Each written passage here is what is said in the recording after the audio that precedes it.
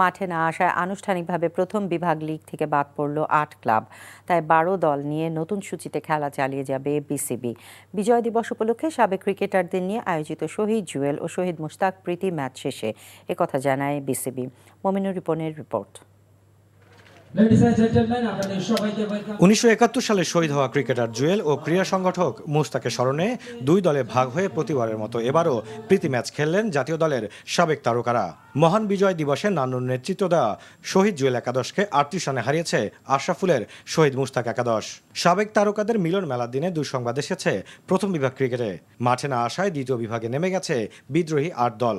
BCB club দ্বন্দ্বে ক্রিকেটকে ক্ষতিগ্রস্ত না করার আহ্বান ফারুক আহমেদের। যে আমি অনেক চেষ্টা করেছি, ব্যক্তিগতভাবে ফোন করেছি ৪-৫টা ক্লাবের সাথে, এটা তাদের বোঝানোর চেষ্টা করেছি যে আপনাদের খেলা বন্ধ করে ৪ মাস ৩ মাস পর যদি আপনি মনে করেন যে আপনারা যে দাবি করেছেন দাবি পেয়ে গেলেন, তাহলে একটা সিজন চলে গেল দেশ থেকে। এটা তো আসলে কোনোভাবে কারোই কাম্য না। পুনরায় নির্বাচনের দাবিতে ৪৪ ক্লাবের লিগ বর্জনে খেলা নিয়ে চাপের মুখে আছে বিসিবি।